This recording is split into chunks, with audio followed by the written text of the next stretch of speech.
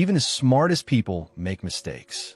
But there's a vast difference between those who fail and stay down, and those who make mistakes, learn, and come back stronger. Because smart people also make mistakes, but they find solutions. They don't hide behind excuses. They don't blame others. They look inward. They correct. They evolve. In this video, you'll hear real stories of people who made big mistakes but managed to turn things around. And you'll also see the other side. People who failed and stayed stuck, complaining about life while time passed them by. We'll compare decisions. We'll dive deep into choices.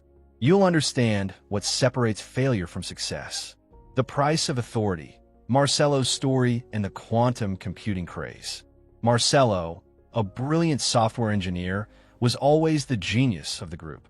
He could solve complex equations in his head and spoke at major AI conferences.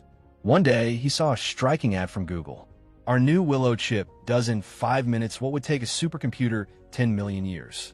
Marcelo, impressed, rushed to buy shares in a quantum computing startup called Q-Tech. If Google's in, it's just a matter of time before this explodes, he thought. He invested 40,000 Brazilian reals, a significant part of his savings. The following month, NVIDIA's CEO stated at a conference that quantum computing was still 15 to 30 years away. The stock dropped 35% in 2 days. Marcelo panic sold. He now recalls the episode with shame. Mistake. Marcelo didn't do his own analysis. He blindly trusted what an authority said without considering the company's fundamentals. The confirmation mirror, Clara's story and the AI boom. Clara, a neuroscience researcher, became enamored with the artificial intelligence revolution. She decided to invest all her savings in AI companies. She read optimistic articles daily. She followed only influencers who claimed AI was the unbeatable future. When someone disagreed, she dismissed it. These people don't understand tech like I do, she thought. She bought shares in Neurobotics, a startup that promised to revolutionize medical diagnostics with AI. Even when financial reports showed losses and the company lost key contracts, she held on, finding articles that said, "This is normal in the early stages." 6 months later, the company filed for bankruptcy. Mistake. Clara fell into confirmation bias, seeking only information that supported her belief and ignoring red flags. Pride before the fall. Eduardo's story and the genius illusion. Eduardo, a cardiologist, had always been successful in his field. He was data-driven, meticulous, and respected. Seeing colleagues making money from stocks and crypto, he decided it was time to invest. If I can operate on hearts, investing will be easy, he thought. Eduardo refused help from a financial advisor. He bought stock in Bionano Future, a company developing innovative genetic tests. He invested heavily, saying, "This is the apple of medicine." In the following months, the market shifted. The stock fell 70%. Eduardo refused to sell. "The tech is solid. It'll bounce back," he insisted. But it never did. He lost 150,000 Brazilian reals. Mistake. Eduardo suffered from overconfidence. He assumed his success in one field made him automatically good at investing. Conclusion. These stories show that intelligence doesn't protect anyone from financial mistakes. What truly protects an investor is calm, critical thinking, seeking out opinions that challenge your beliefs, understanding that success in one area doesn't guarantee success in another. Marcelo's turnaround through humility. The engineer who learned to think slowly. After his painful loss with Q-Tech shares, Marcelo spent months reflecting, not on the market, but on himself. A brilliant engineer, but too proud to admit that technical intelligence is not the same as financial wisdom. One day, he read a quote that struck him. "The market rewards those who can think clearly, not quickly." Marcelo started studying, not just stocks, but investor psychology. He read Daniel Kahneman, Charlie Munger, and Nassim Taleb. He created a simple system. He would only invest after following 3 basic steps. Remove names, ignore who said it, and focus on what was said. Seek opposing views. Read pessimistic analyses before making any decision.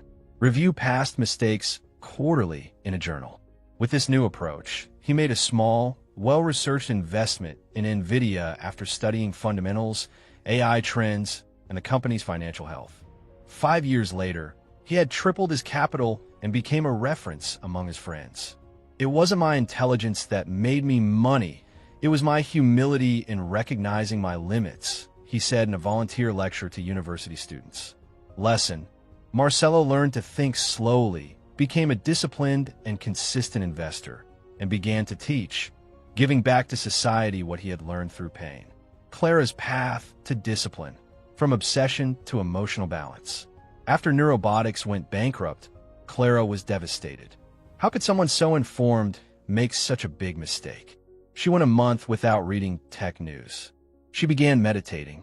She realized that her anxiety to be right was greater than her desire to build wealth. Then she discovered the concept of confirmation bias and felt as if someone had read her mind. Instead of giving up, she changed how she invested. She created a long-term plan based on diversification and consistency, making monthly contributions to ETFs focused on tech, health, and global markets. She began using the 5 whys technique whenever tempted to buy a stock outside the plan. Result: less stress, fewer losses, and more emotional balance. Clara watched her wealth grow slowly. But after 4 years, she had a robust, resilient, and secure portfolio. In 2029, she was invited to speak at a conference on financial behavior. She said, "Investing isn't about knowing everything. It's about constantly learning." Lesson: Clara turned pain into wisdom, embraced discipline, and left ego behind. Her greatest achievement was learning to live with uncertainty and thrive in it. Eduardo's journey of patience, the doctor who made logic an ally of simplicity. After losing 150,000 Brazilian reals, Eduardo considered quitting investing altogether. But a fellow cardiologist told him something that changed his perspective. "You operate on hearts because you studied for decades. Why do you think you can operate the market in a few months?" It hit him hard. Eduardo then did something he'd never done before. He asked for help. He hired a financial planner. He read basic personal finance books. Most importantly, he stopped trying to be a genius with money. He decided to build wealth the same way he built his career, with patience, consistency, and humility. He created a simple plan: automatic monthly contributions to index funds, a separate emergency fund, a small percentage, 5%, for controlled bets in companies he understood.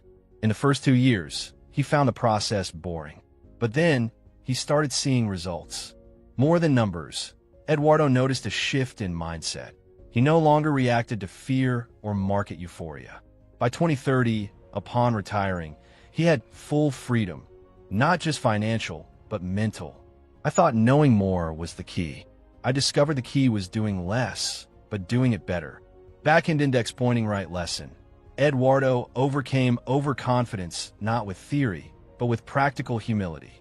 He traded complexity for simplicity and found freedom.